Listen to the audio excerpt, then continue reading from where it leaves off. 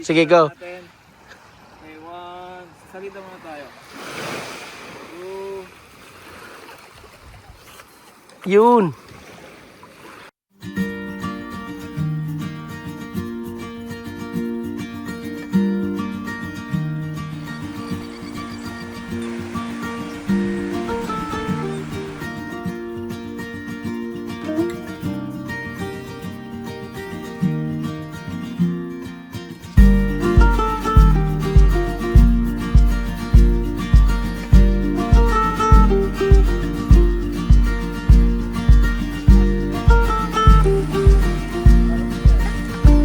Hi.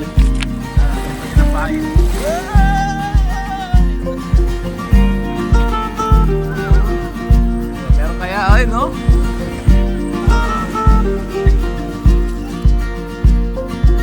Chill. Relax. At ayan, daming yate na pwede nyo dyan natin food. Yan. Grabe yung ganda magkape.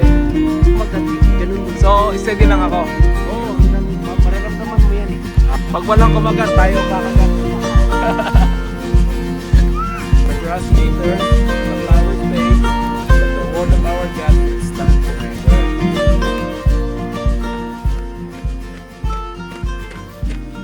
Welcome to Akaroa.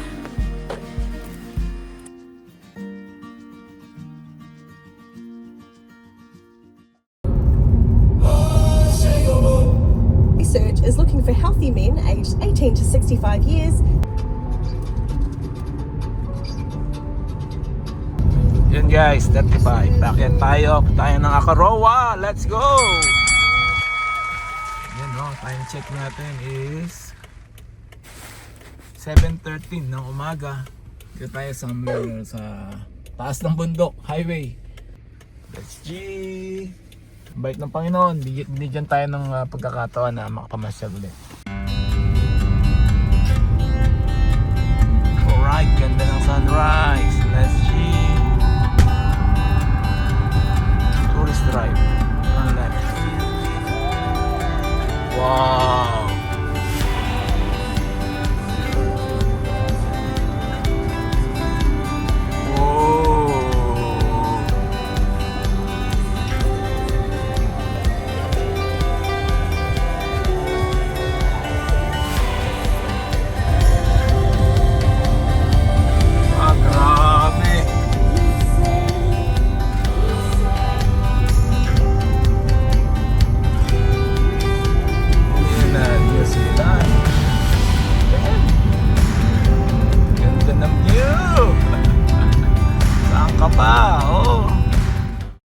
Alright, may nakita na naman tayong magandang spot dito. Ayan oh. Along the highway. Grabe yung buwan oh. Ayan oh. Damn. Oh. Gandang kuha na ng picture. Tapos, ito pa oh yung lake dito. Oh, grabe. Panalo. So, ito. Andyan tayo, 7:52 ng umaga. Napakaganda oh no. Damn, ayos, astig. Nalo oh. Woo! Yeah.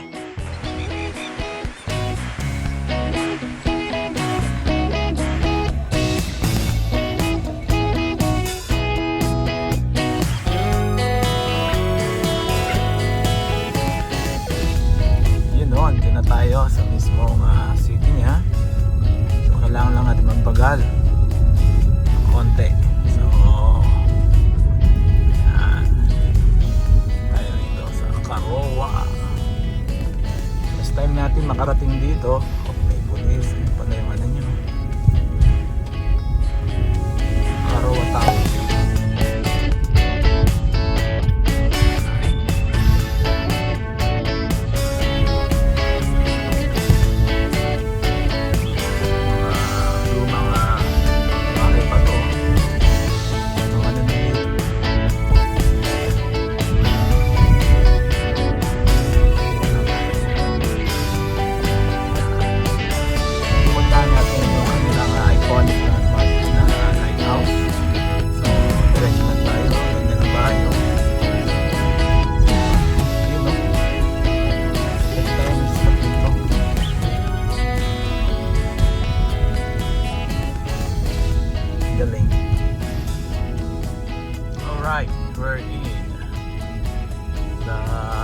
famous landmark.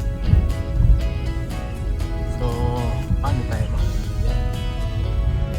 Yun, wala oh. Ayan. Lighthouse. So, hanap tayo ng park.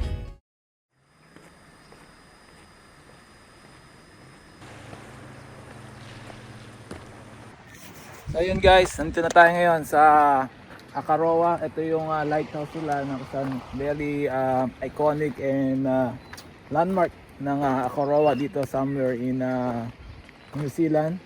So sa may Canterbury siya. Ito yung mga madalas na pinapasyalan ng mga turista dito. Tapos sa background natin yan yung kung di ako nagkakamali, Peninsula Bay o kung ano man yun, basta ito yung karugtong niya palabas ng dagat. Ayun mga yate. At 8:22 ng umaga tayo nakarating dito. Grabe ang ganda. Sobrang iconic nung place na to. At kung nandito kayo sa may South Island, ito sa mga must visit place dito sa labas ng Christchurch. Itong lighthouse, 'di ba? Grabe. Ayan no. Oh, meron pala yung tagay dito. Open to public. So, napakagandang view. Sarap mag-relax. Di ba? Tapos may magandang ganda oh. Napakasinik ng lugar. Grabe. Thank you Lord.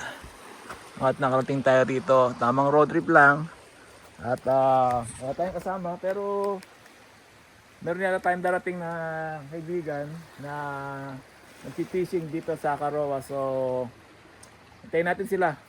Yeah! Diba? For the moment, let's enjoy the scenic view of God creation. Diba? Share ko lang din pala sa inyo mga kapatid. Sabi dito sa Isaiah 40 verse 8, sabi niya, the grass withers, the flowers fades, but the word of our God will stand forever. So, ano ba ibig sabihin nito? Ibig sabihin nito, itong lahat na nakikita natin na to, itong mga moments natin ngayon, ay temporary lang to.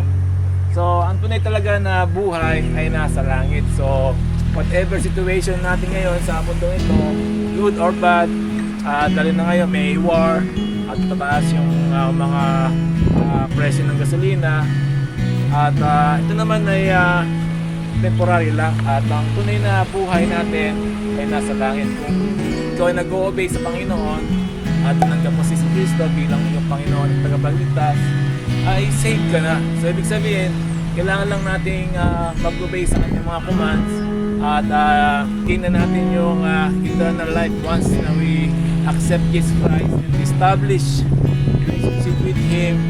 Ay meron na tayong eternal life which is talagang forever na buhay.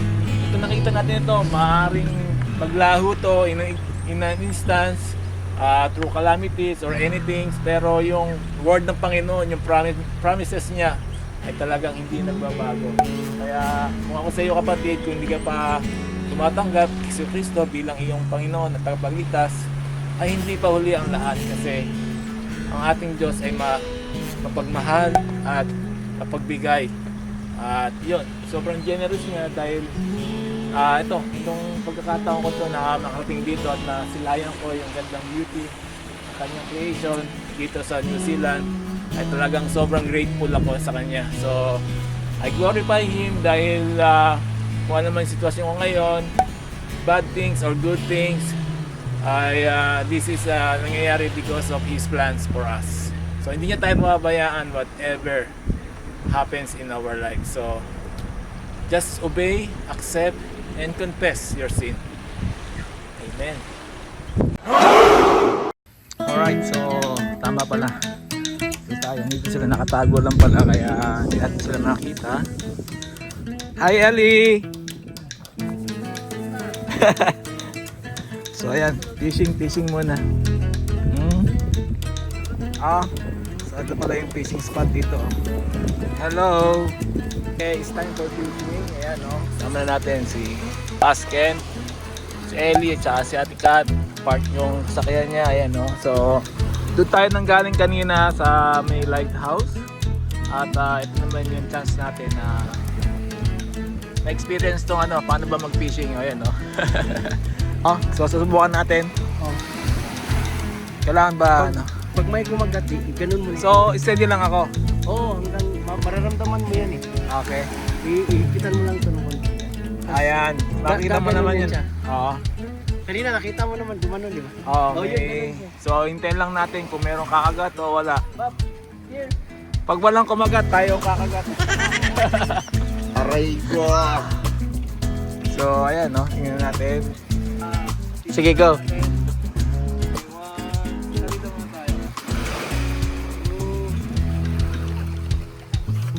Yun. Yun. Medyo okay yun. Oo, lalim na yun. Yun, so hawak na natin tong ano. So kailangan natin ng mahababang pasensya rito para malaman natin kung success yung ating bato. Okay. Kaya nga eh. Ellie! Really, not too far, please. Kaya lang natin. Makakasin siya. Okay.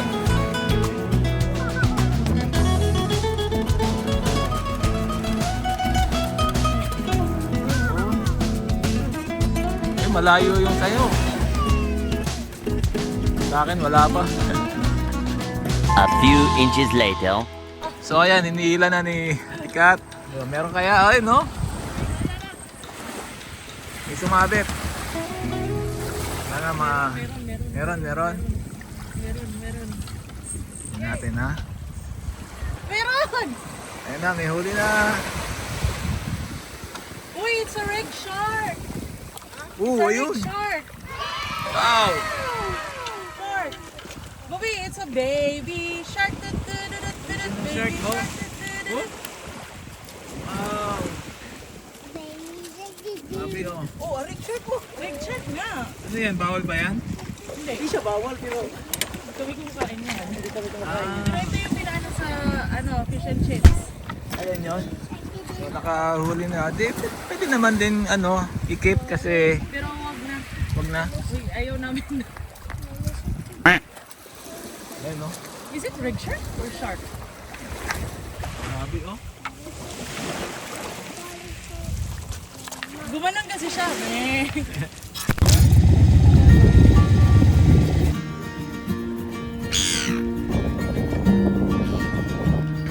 Okay, so ayan, nandito kami sa may mismong town niya. Ayan, dito yung parang bay view dito. So, napakasarap magano dito. Chill, relax. At ayan, daming yate na pwede nyong ma-enjoy, masakyan. Pwede kayong mag-dolphin watching pala dito.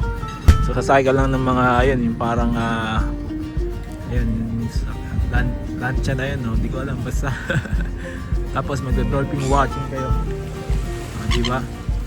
At ayan, grabe, pwede tang tambayan, tamang pasyalan dito sa Akaroa.